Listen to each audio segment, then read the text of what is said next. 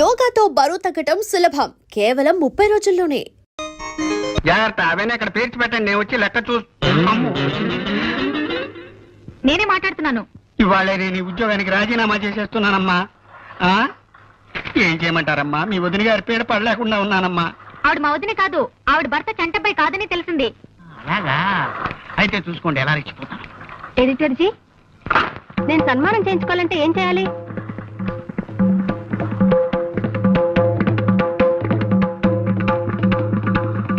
మిమ్మల్ని నేను సన్మానం చేయించుకోవాలంటే ఏం చేయాలి?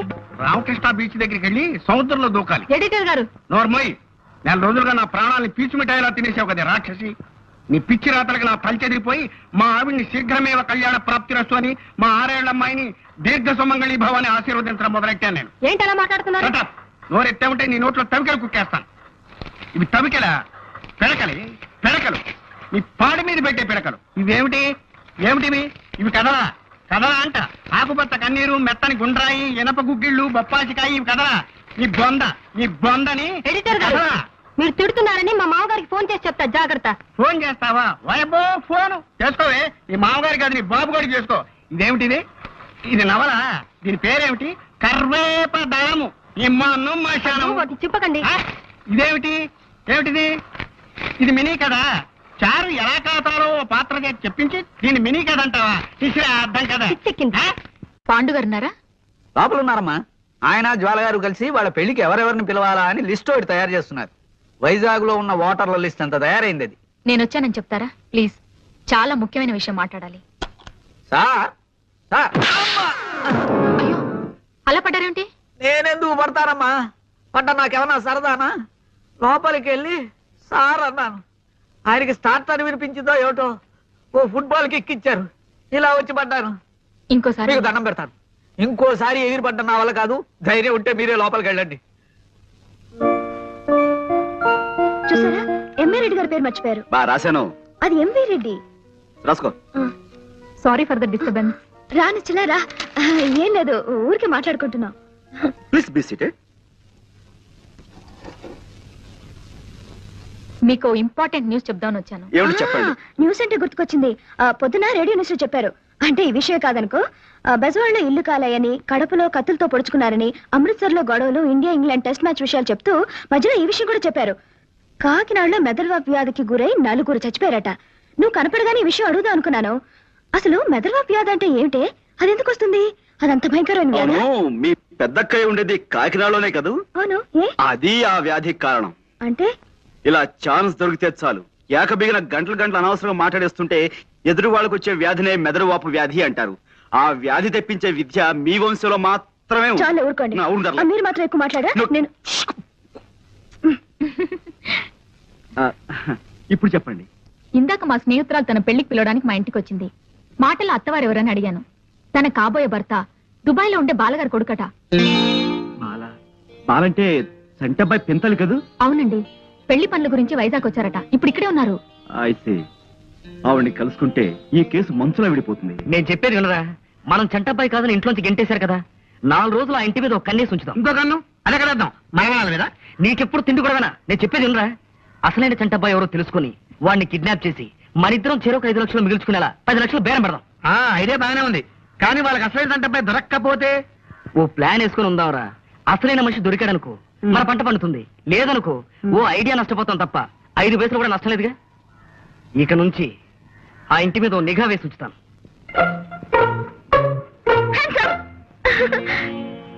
అరే, భయపడి పెద్దగా అరుస్తారనుకున్నాను. భయపడలేదే? కూర్చో. అలా ఉన్నారేంటి? నథింగ్, బాగానే ఉన్నాను. బాలగారిని కలిసారా?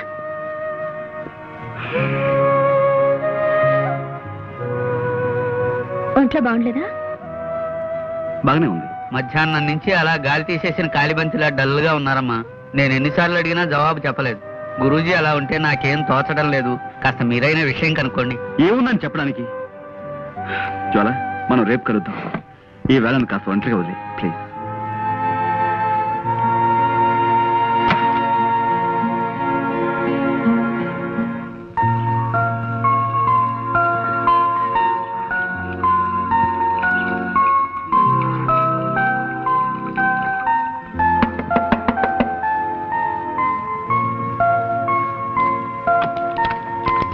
నమస్కారం అండి. ఎవరమ్మా? ఇక్కడ బాలమణి గారని. నేనేనమ్మా. దుబాయ్ నుంచి వచ్చింది మీరే కదా? పాండురంగారావు గారని ఒక ఆయన నిన్న మిమ్మల్ని కలిశారు కదా? కలిశాడమ్మా. మాటల్లో తెలిసింది అతను మా అక్కయ్య గారు అబ్బాయి అని. ఆ విషయంలోనే కొన్ని వివరాలు నాకు కావాలి. లోపలికి రా. నిశ్చల, నేను జ్వాల్ని. హాయ్. ఏమిటే? సారీ, నేను హాస్పిటల్లో డిస్టర్బ్ చేస్తున్నాను. ఓ అతి ముఖ్యమైన విషయం చెబుదామని. ఏమిటది? బాలగారిని కలిసి వచ్చిన తర్వాత పాండుగారు అదోలా ఉండటంతో నాకు అనుమానం వచ్చి నేనే వెళ్ళి ఆవిడని కలిశాను. ఆవిడొక షాకింగ్ న్యూస్ చెప్పారు. ఏమిటి? చంటబ్బాయి ఎవరో కాదు, పాండురంగారావు గారట. నేను ఒప్పుకోను. నేను చంటబ్బాయిని కాను. బాలగారితో నేను మాట్లాడానని చెప్పాను కదా. ఆవిడే కాదు, బ్రహ్మరుద్దులు దిగొచ్చి చెప్పినా నేను ఒప్పుకోను. నన్నుగానే ఉండనివ్వండి, పాండురంగారావుగానే ఉండనివ్వండి. నాకు కొత్త పేర్లు పెట్టి కొత్త బతుకుని ఇవ్వాలని ప్రయత్నించకండి. మీ కోపానికి కారణం ఊహించగలను. నాన్నగారు అమ్మకి భయపడి ఇన్నేళ్లు మిమ్మల్ని దూరంగా ఉంచారు. తను చేసిన తప్పుకి ఆయన ఎంతో బాధపడుతున్నారు. దయచేసి జరిగింది మర్చిపోయి. ఎలా మర్చిపోమంటారు? నేనెలా మర్చిపోగలను? కోటీశ్వరుడైన తండ్రి ఉన్న అమ్మ 4 ఏళ్లలో పాచి పని చేసుకుని బతికిన జ్ఞాపకాలను మర్చిపోమంటారా? వచ్చే రాబడి చాలక నా మందుల కోసం అమ్మ తన అభిమానాన్ని చంపుకొని రాత్రులు చీకట్లో కలిసిపోయి శోకదేవతల కన్నీటితో ఊళ్ళో అడుక్కున్న సంఘటనల్ని మర్చిపోమంటారా? తండ్రి ఎవరో తెలియని బిడ్డ అని లోకం నన్ను చేసిన ఎగతాళిని మర్చిపోమంటారా? చచ్చిపోయిన అమ్మను తగలబెట్టడానికి డబ్బులు లేక ఏం చెయ్యాలో తోచని 7 ఏళ్ల వయస్సులో నేను గుండె పగిలేలా ఏడ్చిన ఏడుపును మర్చిపోమంటారా? స్పృహ తప్పి పడిపోయిన నేను కళ్ళు తెరిచేసరికి అమ్మని మున్సిపాలిటీ వాళ్ళు చచ్చిన కుక్కలతో పాటు కలిపేసి తగలేశారన్న ఆ పిడుగులాంటి వార్తను మర్చిపోమంటారా? ఇంత పెద్ద లోకంలో ఆకలేసి నేను ఏడిస్తే గుండెల్లో దాచుకునే ఒకే ఒక వ్యక్తి అమ్మ ఇక లేదని, తిరిగి రాదని తెలిసిన ఆ క్షణంలో పేగులు తెగిపోయేలా అమ్మా అమ్మా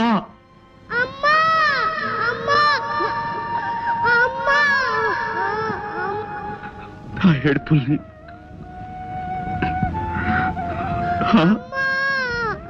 అడుక్కోకూడదని అభిమానం ఓవైపు పగ్గాలు వేసి ఆపుతున్నా ఆకలికి తట్టుకోలేక మొదటిసారి నేను చెయ్యి జాపి అడుక్కున్న క్షణంలో నా మనసు పడ్డ రంపపు కోతని మర్చిపోమంటారా? ఎండకి ఎండుతూ వానకి తడుస్తూ చెట్టుకైనా కప్పుకోవడానికి తలదాచుకోవడానికి ఆకులు ఉంటాయి. నాకు జానుడు ఆశ్రయం కూడా లేదే అని నేను కుమిలిపోయిన సంఘటన మర్చిపోమంటారు. గాలికి పుట్టి ధూళికి పెరిగిన నేను తండ్రెవరో తెలియదంటే నన్ను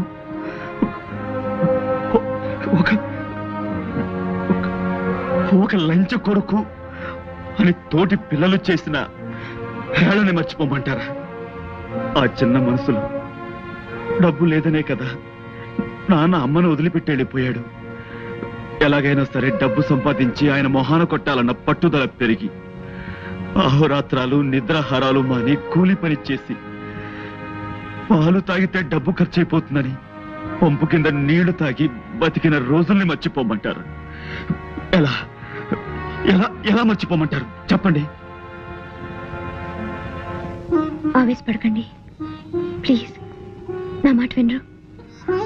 మీరు చెప్తుంటేనే నాకు కళ్ళు చెమర్చాయి. ఆ కష్టాలు అనుభవించిన మీకు ఇంకెంత బాధగా ఉంటుందో తెలుసుకోగలను. ప్లీజ్ కంట్రోల్ యువర్ సెల్ఫ్. మీరు ఇన్ని కష్ట నష్టాలు అనుభవించడానికి మా నాన్నగారి కారకులు. తప్పు ఆయనదే. ఇప్పుడు ఆయనే క్షమాపణ చెప్పుకుంటారు.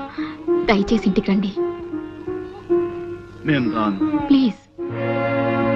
ఇది నా ఒక్కరి సమస్య కాదు నిశ్చల్ గారు.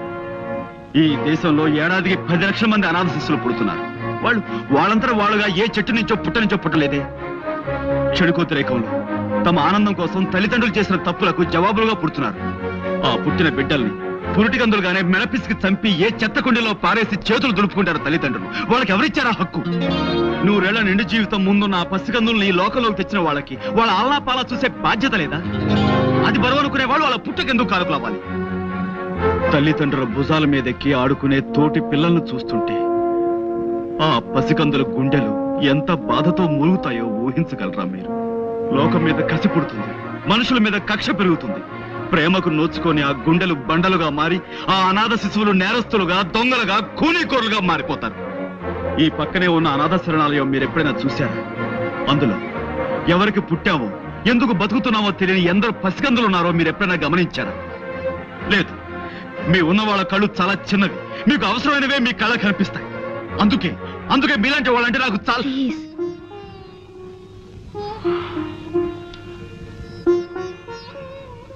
ఈ అనాథ శరణాలయం నాకు అమ్మలా నీడనిచ్చింది. అందుకే ఇప్పటికీ నా సంపాదనలో చాలా భాగం ఇక్కడ ఉండే నా తమ్ముడికి ఇస్తుంటాను. చేసిన తప్పుకి ప్రాయశ్చితంగా నాన్నగారు అనాథ శరణాలను కొంత ఆస్తి రాసిచ్చేలా నేను చూస్తాను. కొంత కాదు, ఇప్పుడు మీ అన్నయ్యగా మీ ఇంట్లోకి అడుగు పెట్టి మీ ఆస్తికి వారసుడు కావాలన్న కోరిక నాకు అడుమాత్రం కూడా లేదు. మీ ఆస్తి మొత్తం ఈ శరణాలయంలోని అమాయకుల పేర రాస్తేనే నేను గంగాధరం గారి కొడుకును ఒప్పుకుంటాను. ఆ ఆస్తి నాలాంటి మరికొందరు అనాథల ఆకలి తీరుస్తుందన్న ఆనందంతోనైనా నాకు గతంలో జరిగిన అవమానాలను మర్చిపోగలను. అలాగే మిమ్మల్ని చూడాలని నాన్నగారు తహతాలాడిపోతున్నారు. మీరేం చేయమన్నా చేస్తారు. నేను ఇప్పుడే ఆయనతో మాట్లాడి ఒప్పిస్తాను. హలో నానా, నేనే. ఏమిటమ్మా, ఎక్కడి నుంచి? ఇక్కడే పాండురంగారావు గారి ఇంటి నుంచి. ఏమిటలా కంగారు పడుతున్నావు? ఇప్పుడే అన్నయ్యని కలిసాను నాన్న. అన్నయ్య ఎవరమ్మా? పాండురంగారావు గారు. అంటే మన పాండువా? అవును, దుబాయ్ నుంచి వచ్చిన బాలగారితో జ్వాల మాట్లాడిందట. పాండుగారే చంటబేని తెలిసింది. నిజమా? పట్టు పాండురంగారావు ఏమని చంటే పోయట్రా? పాండుయే గంగాధర్ గారు అబ్బాయి. అవునరా, టెలిఫోన్ ఎక్స్చేంజ్ లో మా వాడు ఒకడు ఉన్నాడుగా, ఆ ఇంటికి వచ్చే ఫోన్ లో వాడిని వింటుండమని చెప్పాను. ఇందాక వాడు చెప్పాడు ఈ వార్త. పైగా పాండుని నిశ్చల వాళ్ళ ఇంటికి కాసేపట్లో తీసుకెళ్తున్నట. పాండుని మనం కిడ్నాప్ చేయడం చాలా కష్టం రా. వాడు అసలు దేవంతకుడు. మనం ఇలా భయపడితే పనులు జరగవరా? నువ్వు ధైర్యంగా నా ముందు నిలబడు, నేను చక్రం తిప్పుతాను. నేను ముందు నిలబడాలా? అవును. అదేం కుదరదు. నేను వెనకాల నిలబడతాను, నువ్వే ముందు నిలబడు. సర్లే, ముందు మనం ఒక డ్రామా డ్రెస్ కంపెనీకి వెళ్ళాలి. ఎందుకు? కిడ్నాప్ చేసే వాళ్ళ సీదా సాదాగా ఉంటే ఎదుటి వాళ్ళు భయపడరా? మనం కాస్త గంభీరంగా కనపడాలంటే భయంకరమైన డ్రెస్సులు వేసుకో.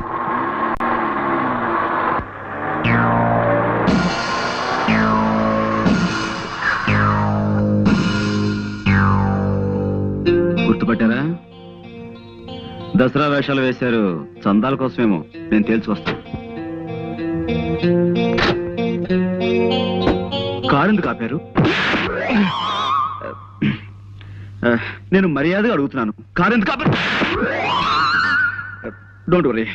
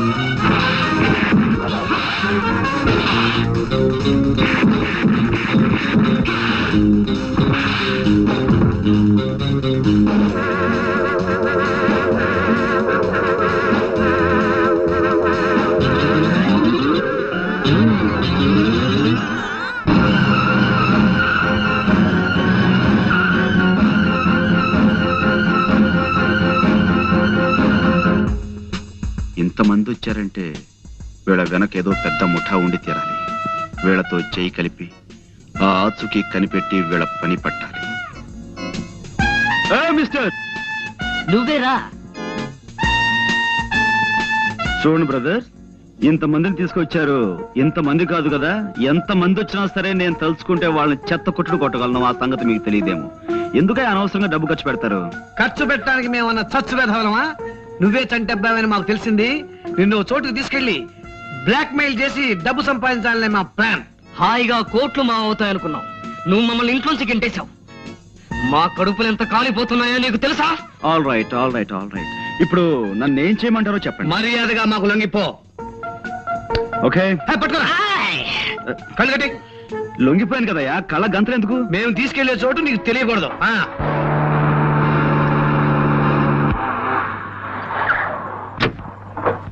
ఏమిటమ్మా, ఏమిటి ఏమిటి కంగారు? అక్కడేంటి? కళ్యాణ్ పట్టాభి రౌడీలతో వచ్చి మీద పడి పాండుగాని ఎక్కడికి ఎత్తుకుపోయారు అంకుల్. చూడండి, ఈ కిడ్నాప్ భాగవతంలో ఇంకా భాగస్వాములు ఎవరైనా ఉన్నారా? ఇంకెవరూ లేరు, మీ ఇద్దరమే. అంటే మీ ఇద్దరికి గంగాధరం గారు చెరోకు 5 లక్షలు ఇస్తేనే గానీ నన్ను వదలంటారు, అంతే కదా? నో. ఆల్ రైట్, ఊరుకోండి. మా బేరం అదేనయ్యా. నో, మీరు గంగాధరం గారిని 10 కాదు 15 లక్షలు అడగాలి. అంటే చెరో 7.5. నో, అంటే అంటే 3 5లు. నేనే చంటబ్బాయినైనా గంగాధరం గారు చనిపోయేంత వరకు నా చేతి నా పైస రాదు. మరి ఈ లోపల కొన్ని సాదర ఖర్చులు ఉంటాయి కదా, అంచేత మనం ఉత్తరం రాసి చంటబ్బాయి మీకు దక్కాలంటే 15 లక్షల రూపాయలు పంపాలి అని రాస్తాను. సో ఆయన డబ్బు పంపిస్తారు, దాన్ని మనం ముగ్గురు వాటాలుగా పంచుకుందాం. ఎలా ఉంది? ఎవడా స్టోన్ థ్రోయర్? ఎవడా వాడు? మీరేం కంగారు పడకండి, ఇది బాంబు కావచ్చు.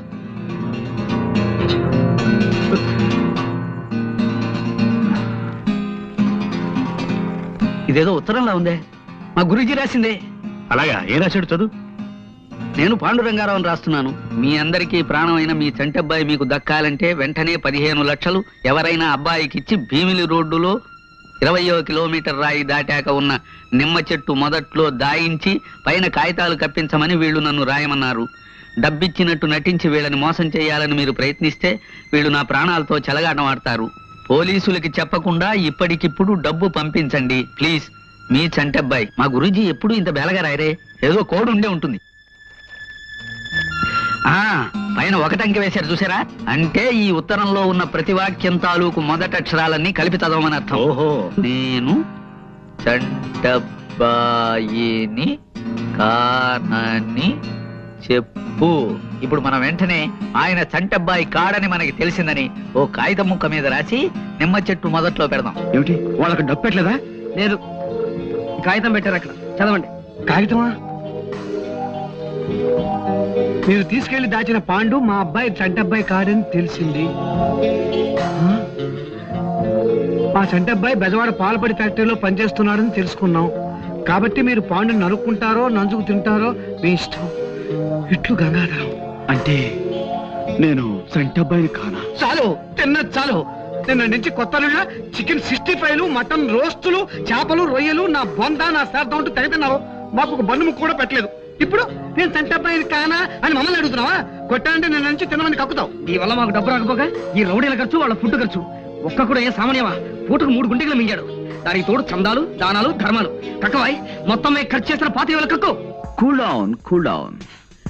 ఇంతవరకు నేను వేసిన ప్లాన్ ఏది ఫెయిల్ కాలేదు. దీన్ని కూడా ఫెయిల్ అవనివ్వను.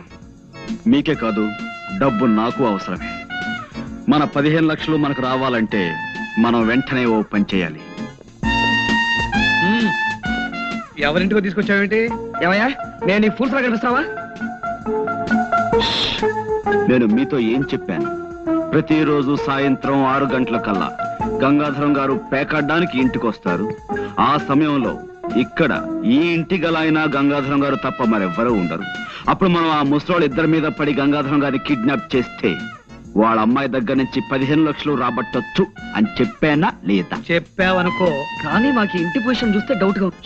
ఇంకేం మాట్లాడకండి.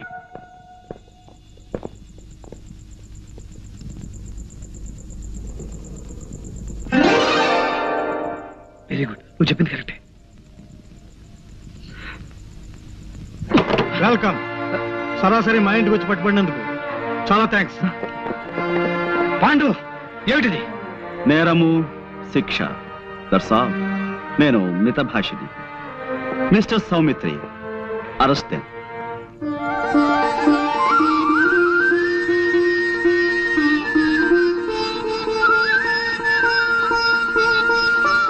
నాన్న, అన్నయ్య, మీ చంటబ్బాయి. బాబు నాన్న, బాబు నాన్న.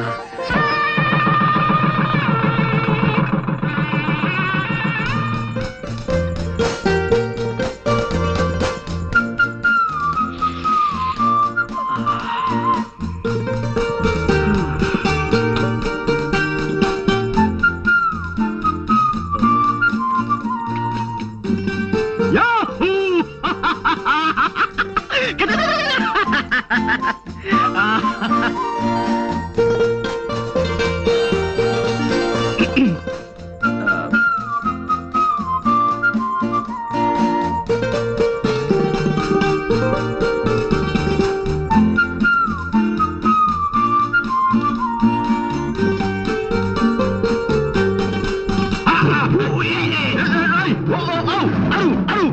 అరిచాను కదా బాస్, ఒక్క నిమిషం.